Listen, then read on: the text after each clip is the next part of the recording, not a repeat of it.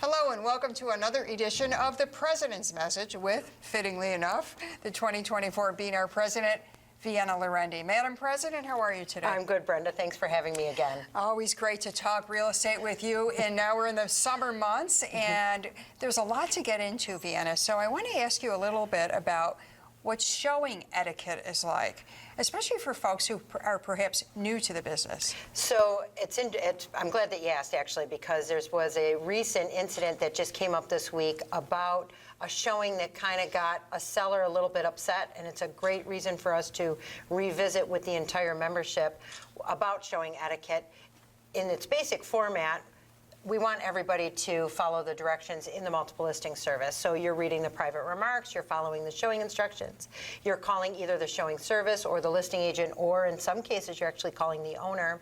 But once you schedule the appointment, and of course you're keeping that appointment, how do you behave at the actual appointment itself? And so we want to make sure that the seller can differentiate the agent from the consumer, right? So are you dressed appropriately? Are you in BNAR attire, or are you in your affiliated broker's attire, or do you at minimum have your name tag on? Are you at some level dressed so that you appear to be the real estate agent versus the consumer?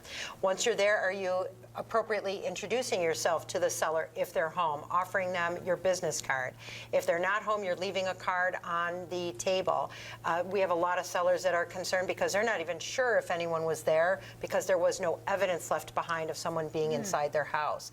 And we also want to make sure that we're treating the house as if it is a stranger's house. And so we get so comfortable sometimes in our profession that we think of it as a job. Okay, we're showing the house, here's the kitchen, here's the bathroom. Do you like it? Great. You don't? All right, that's fine. Let's go to the next one. But how did we treat the house? Did we treat it with respect? Are we making sure that we ourselves, as well as our customers, are not touching everything?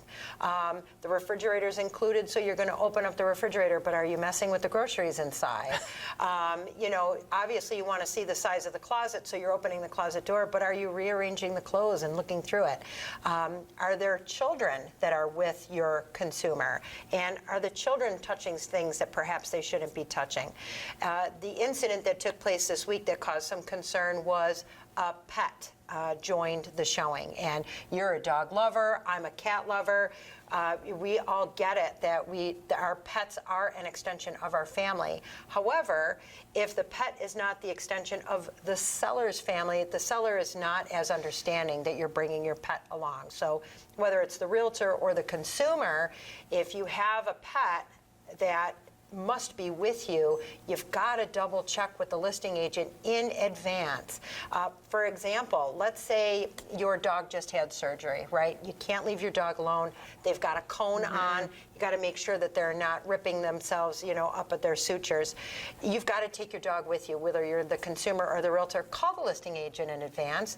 Have the courtesy of notifying them that I've got a pet, can't leave it alone, I need to bring it on the showing. You're only showing the house until 4 o'clock this afternoon, then you're looking at offers. I don't have anybody that could show the house for me, can I bring the dog? He or she will be in my arms the entire time. So just have the courtesy of calling in advance. And if they won't let you bring in the dog, you're going to have to figure out something else to be able to show the property. Same thing with children. If you've got to bring the children, make sure that they are being kept after during the entire showing. After the showing, feedback is so crucial. I don't want to pick on buyer's agents, but if you are almost exclusively a buyer's agent, you don't realize, or perhaps you don't have the experience of having a seller calling you several times a day saying, did you hear anything back? Did you get any feedback? Do you know if they liked it?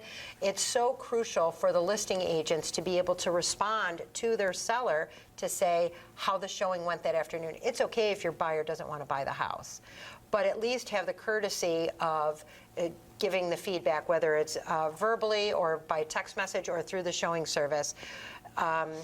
One of the defaults on our showing service right now that's through the multiple listing service, the default answer is no thank you.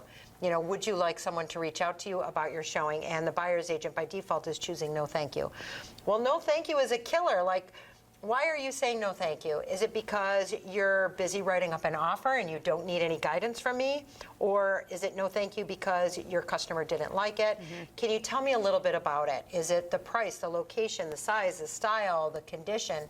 What was it that turned your buyer on or off? If you could please take the 30 seconds to leave feedback, it will actually make you as a stronger, better buyer's agent, because it means you're actually communicating with your buyer about what they did or did not like about the property, and you're helping out the listing agent. And ultimately, it'll make you a better listing agent as well. Deanna, so much of what you just described seems like two things, common sense and courtesy. I mean, it's Right. almost kind of mind-boggling to me as a non-realtor that you would have to say this, but I guess it's important since there are instances where these situations have occurred. Definitely instances. One is extremely recent, and the seller actually was not home. However, Big Brother is always watching. That Ring doorbell caught the entire incident of the person entering their home, having an animal with them, and that really bothered the seller. Sometimes what we don't think about is allergies. If you're bringing up a pet into someone else's home and the person that occupies that home full time has an allergy, you've just brought, you're doing a disservice to the person who's giving you the courtesy of showing their property. Right. We only have about 3 or 4 minutes left. But Sorry, Bob. No, but that's great. But I wanted to ask you about vetting sellers. Yes. So another very interesting dilemma that we came up with this past week was a fraudulent seller. Okay, so it was an online lead to a local BNAR member, and they had multiple conversations by email, text, and telephone.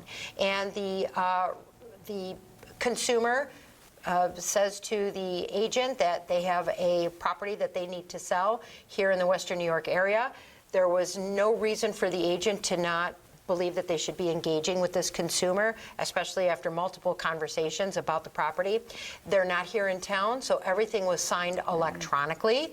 The request was that there be no for sale sign put in the yard. So the agent did go to the property but didn't install anything, and it went live in the multiple listing service. The actual owner discovered the listing in the multiple listing service and said, "What the heck?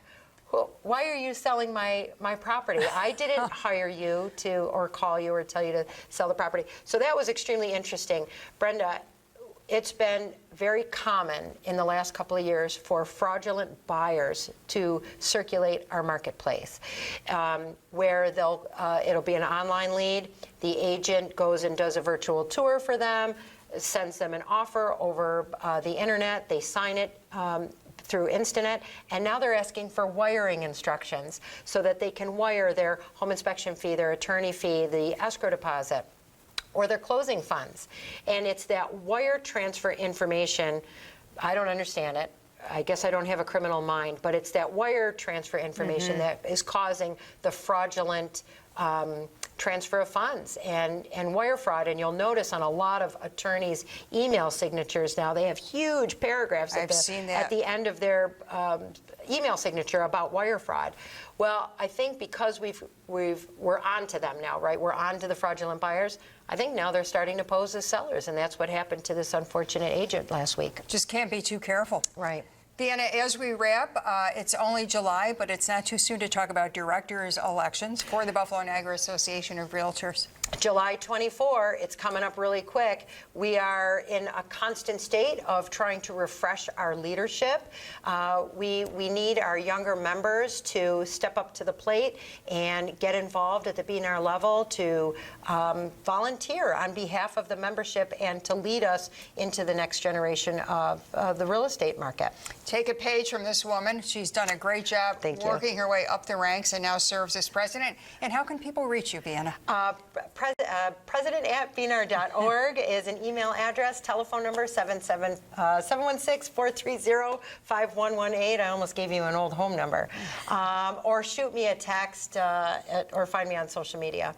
Very accessible. I can attest to that. Vienna, thank you as always for your July message. I appreciate it. You having me, Brenda. You bet. We'll see you next month right here. Happy shopping, everybody. With the Buffalo Niagara Association of Realtors President's Message.